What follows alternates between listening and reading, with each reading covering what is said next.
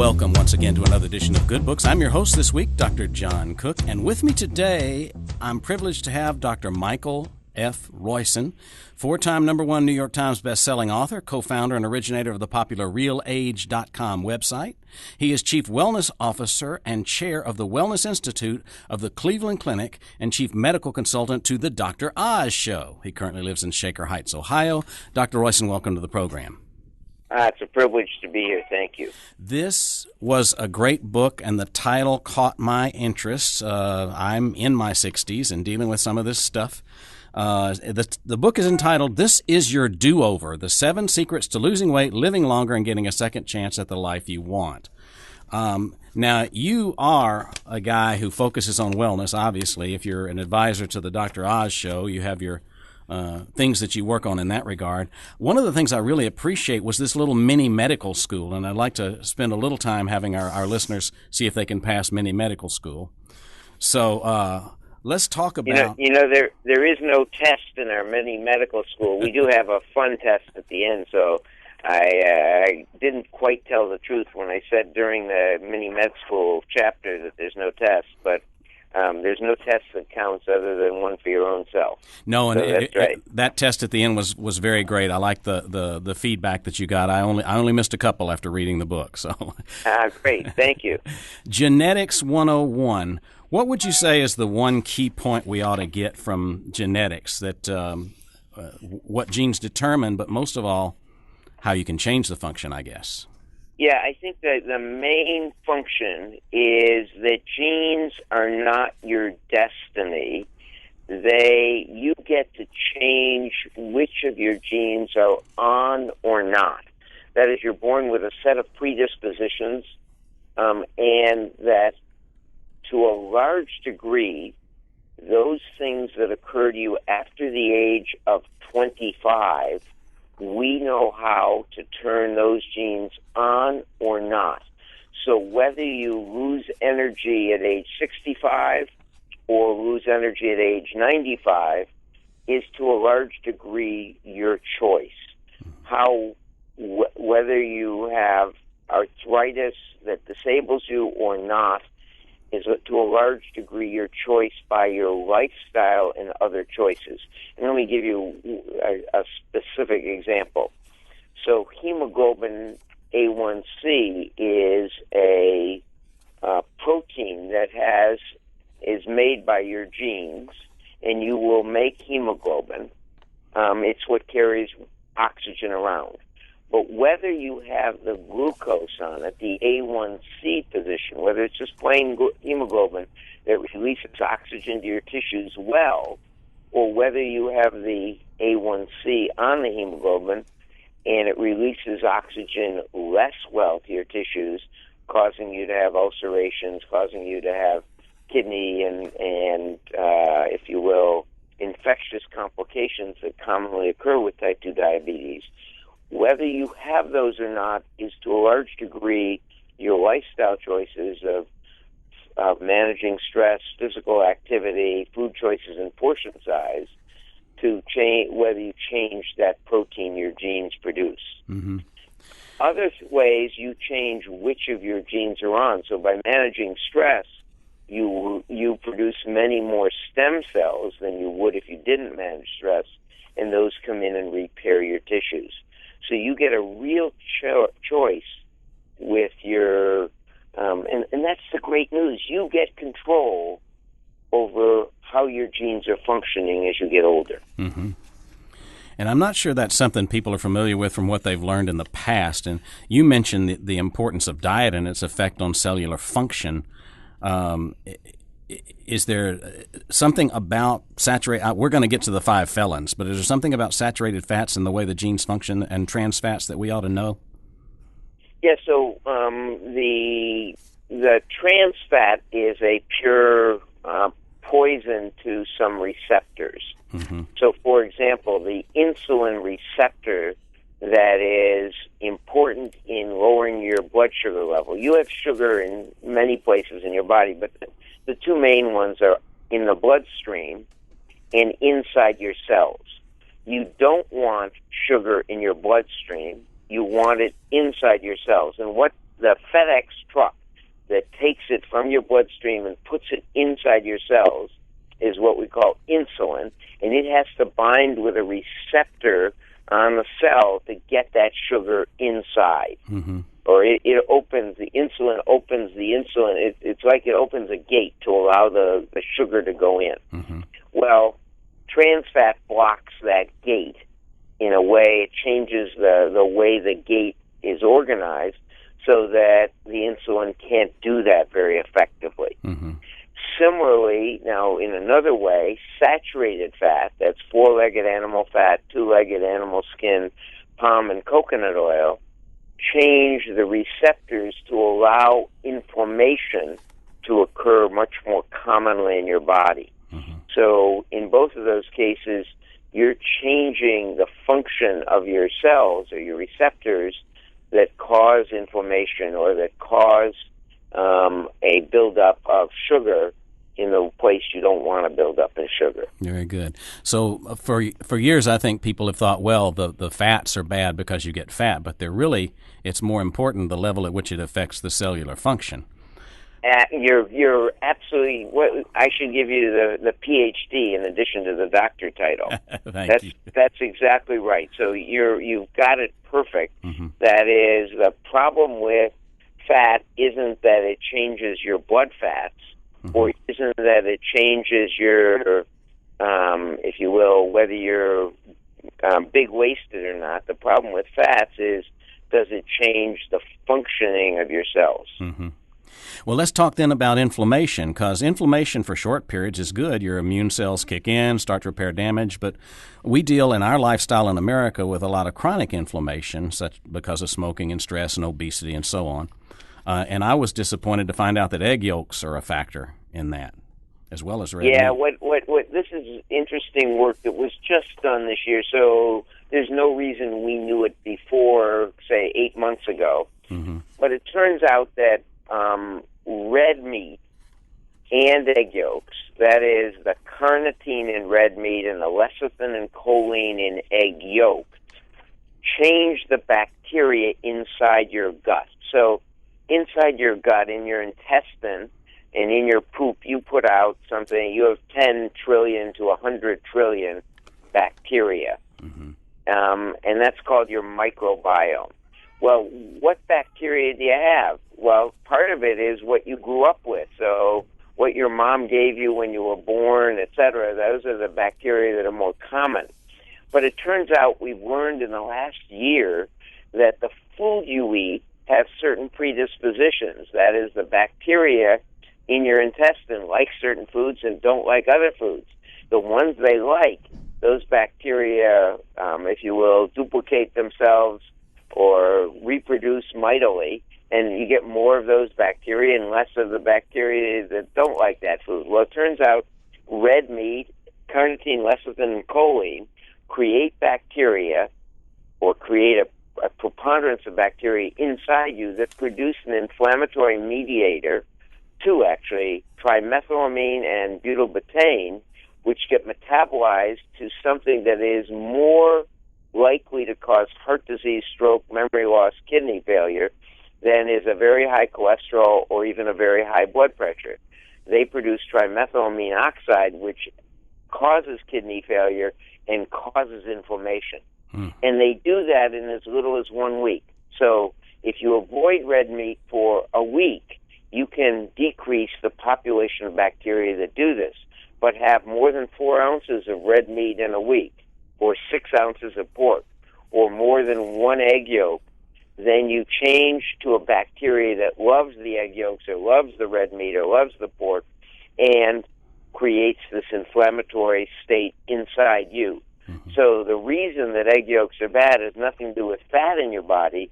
It has to do with changing the bacteria inside your gut.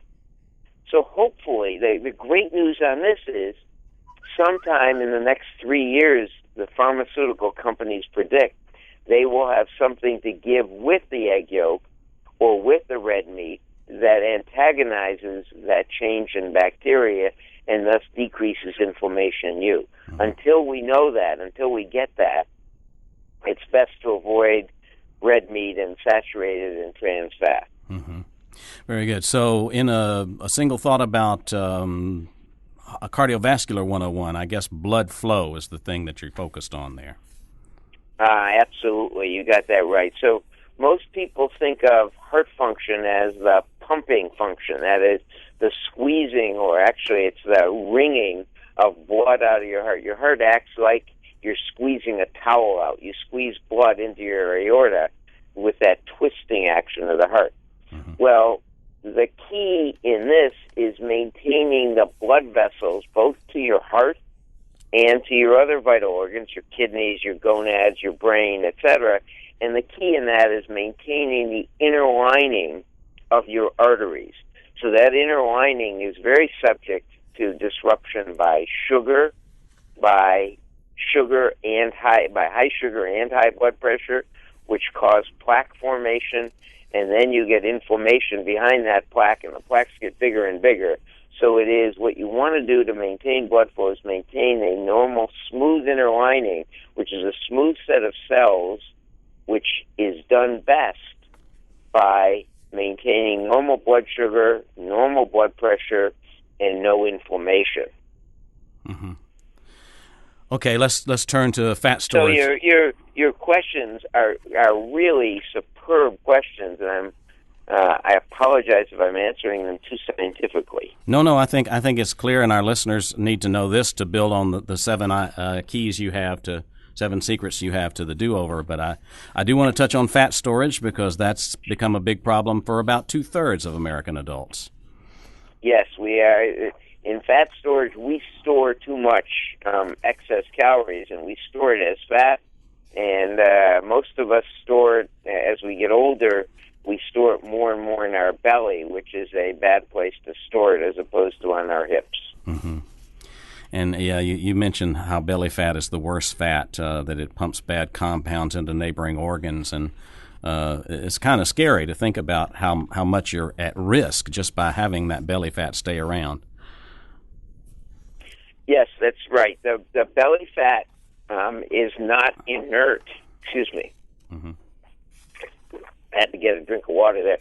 The belly fat isn't idle or inert. Belly fat creates inflammatory compounds. We call them cytokines, but you don't have to know the name. They create things that cause inflammation in the rest of your body. And because they're located, belly fat is located next to key organs. It's next to your liver. It's in the liver. Blood flow to the liver goes right to the heart and lungs. It's next to the kidney. That stuff is bad for you more than just being an extra weight that causes you arthritis just from wear and tear. It causes inflammation in your joints. It causes inflammation in your arteries. It causes inflammation that breaks down your blood-brain barrier and allows you to get inflammation in your brain, which decreases brain function over time. So it does all the things we don't want, and it's all caused by that.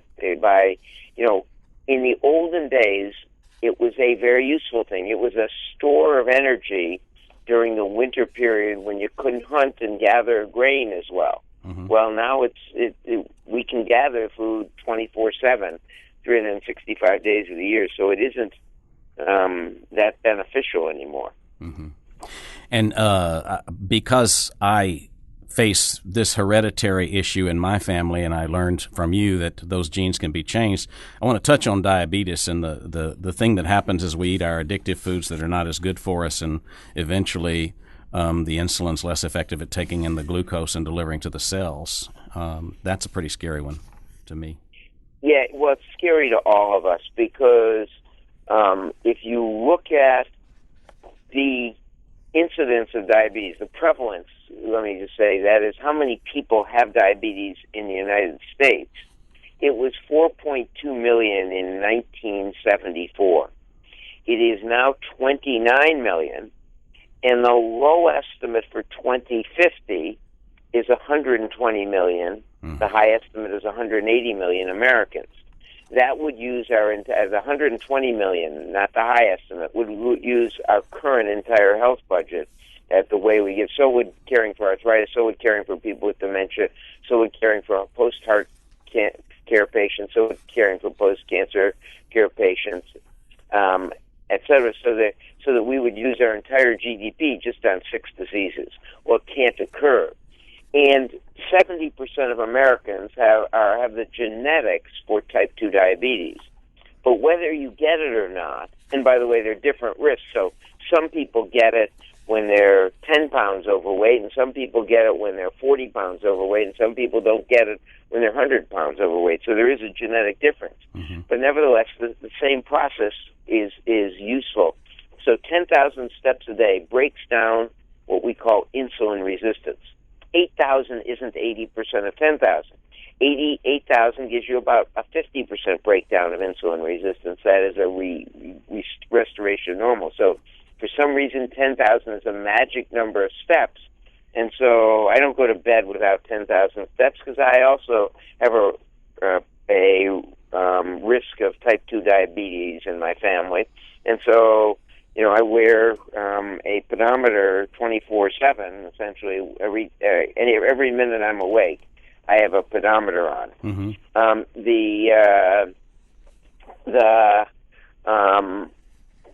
The second thing is you avoid the 5 food felons, but the especially important ones for diabetics are to avoid simple sugars, added syrups like corn syrup or maple syrup or honey, or high fructose corn syrup, which is the most common one in America. And the third thing is to avoid what we call stripped or simple carbohydrates. That is, whole grains that have been stripped of most of their whole grain, and so they're what we call enriched grains or enriched flour now. So those are the 3 that you want to avoid religiously, because by raising your blood sugar suddenly in a short period of time, you change the way your proteins function. Mm-hmm. In a person, when you were, let's say, 8 and didn't have type 2 diabetes, and I don't know that you do, so I'm just saying since you got a predisposition, when we were young, those of us who develop type 2 diabetes are at risk for it. When we're young, we pump out more insulin, we break down the process, and we don't have a high blood sugar. But as we get older, somehow our receptors become less good at taking the sugar from our blood and putting it inside our cells. The peak levels in the blood change the protein. So they put, as we used the example before of hemoglobin A1C, they put the sugar on the hemoglobin. So it becomes hemoglobin A1C, which doesn't release oxygen as well. Mm-hmm. They'd say, well, big deal, I exercise it off. So the blood sugar, once it gets on that hemoglobin, stays on the length of life, for the length of life of that hemoglobin protein, 180 days. So the peak blood sugar level from, say, the ice cream cone, you really enjoyed it, lasted 10 minutes. The problem lasts 180 days. Mm. And so avoiding those foods that raise your blood sugar suddenly, and it isn't depriving yourself, it's just learning what foods you can eat that taste just as good to you. Mm-hmm. So there are foods that I eat that taste every bit as good as the foods I used to eat, and I savor the foods that I now, for example, I love a mustard-crusted salmon. I love garlic spinach, if you will. Mm-hmm. So there are things I love that, in fact, I love toasted walnuts. So if you say, I've learned to make food that I love that is just as good in taste, but is much healthier for my body. So one is to do the 10,000 steps a day. 2 is avoid the first of the 3 food felons, simple sugar, added syrups, and stripped carbohydrates, as though they kill you, because they would. And the third thing that really is important, and that most of us don't do, is to manage our responses to stressful events. So an event may happen, maybe as simple as someone cutting you off in the parking lot. And instead of reacting with a stress response, you pull out one of your techniques for managing stress and you breathe through it or you meditate through it or whatever, so that response. When we teach stress management to our type 2 diabetics, they lose weight without us teaching them anything yet about physical activity or food choices. So stress is a major reason why we eat or why we watch TV or why we do other things that, in fact, inhibit our ability to manage type 2 diabetes or inhibit our ability to get a do-over. Mm-hmm. So managing stress is one of the key things for all of us. I really appreciate your hitting the 7 deeds, because I don't know how much time we have to delve into them deeply. The first one, you've talked about a couple of them. One is the 10K a day, 10,000 steps a day, and you manage that with the pedometer. And there's some good keys in there. And part of it is, you don't have to do them all at once, but you do have to count them, because 10,000 is for some reason a magic number. You mentioned the need for a buddy, whether that buddy's online or in person, to help support you through this, and that's a valuable thing. But I do want to look a little bit more at the Better Plate Than Ever chapter, because this is probably the most difficult part for all of us. I mean, we get addicted to certain foods, especially processed foods, and you have a great philosophy in there. Every day you have 2 choices: make excuses or make something happen. And the 5 food felons, the saturated fats, the trans fats, and then of course the things you mentioned, the simple sugar, simple carbohydrates, and added syrups, are evil. And a lot of us say, well, if I do real well one day, maybe I could just cheat a little bit. But there are no deals to be made in this. That's right. Food is not let's make a deal. And you can't even exercise it away unless you do the exercise immediately. In other words, if you ate something bad and did the exercise immediately to use that blood sugar before it gets into your bloodstream in a high enough level, you can do it. So a lot of our parents used to do a post-eating walk. It turns out that was a wonderful thing because it uses the blood sugar immediately. But what you said is correct. There are 5 food felons, and one of the keys in managing what food you eat, and even whether you take steps, is, as you said, the first of the things is get a buddy. Mm-hmm. And you've got some great alternate choices here. I actually had a psychological dependency, at least, on various kinds of processed chips, and while the toasted asparagus didn't work for me, I found a lightly toasted, sea salt, low-fat, dried veggies package in the processed foods, and I think they're not that processed. So I found a chip substitute. But the other thing that's hard, and this is one that's hard for people to believe, is I have a Diet Coke addiction, and you had a Diet Dr. Pepper addiction for a while, or close to an addiction. And I had I don't know whether you call it the difference between habit and addiction is how much detriment it does to you. Mm-hmm. I didn't think it did detriment, but Dr. Oz and Lisa Oz, his wife, conspired with my administrative assistant, my secretary, to Skype me into the show on in September 3rd, 2010, tell about my addiction, which was I used to drink between 24 and 34 Diet Dr. Pepper 12-ounce cans a day. And so Mehmet and Lisa thought it was bad for me, and it probably was in retrospect. And so I went cold turkey, switching, not quite cold turkey. You've always got to establish a different habit when you break one. So I went to water and coffee as my break. Mm-hmm. And so you can, and caffeine is healthy if you're a fast metabolizer. So 12% of people are slow metabolizers. They get headaches or heart arrhythmias or gastric upset or anxiety if they have 1 12-ounce cup of coffee in an hour. If you don't have that, you're probably a fast metabolizer, which 88% of us are. So coffee decreases type 2 diabetes. It decreases, or caffeine does, decreases 8 different cancers. It decreases Alzheimer's and Parkinson's, all between 20 and 40%. So caffeine does give you a benefit. About half of the benefit is from the black stuff in the coffee, and the other is the coffee itself. You shouldn't have it with cream or sugar or any other thing with it. You should have it filtered through a paper filter. If you do that, then caffeine is a benefit to you. Fantastic.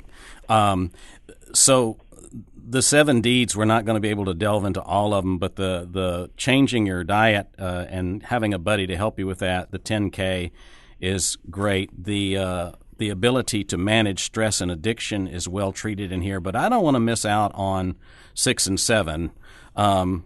One of the advices you give in order to have a do-over and have a better, higher quality of life is better sex in your relationships.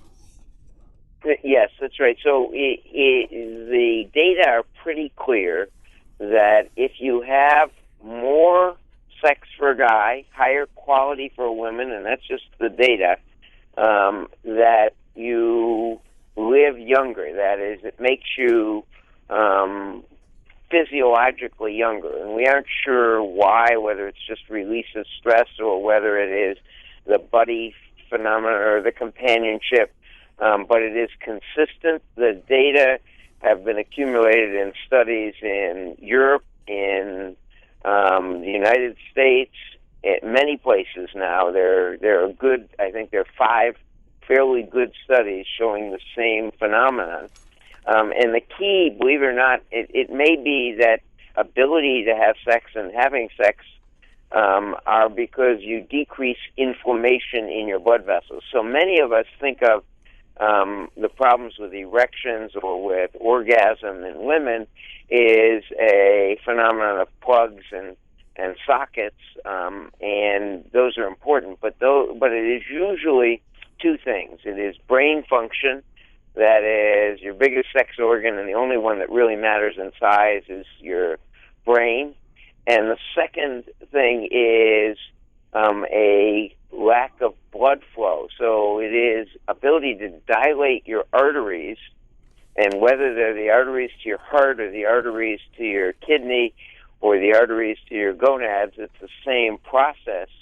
And so really why sex is a matter of the heart is preserving the heart is really also preserving blood flow. Mm-hmm. So eating vegetables, doing 10,000 steps a day, meditating, breaking addictions are all part of improving blood flow and key parts of improving blood flow, and that's really key for sexual function, both lubrication and erections in women and men. And you mentioned the brain. You talk about oxytocin, the bonding hormone, and its marvelous effects on both men and women, heightening arousal, but also decreasing stress hormones like cortisol.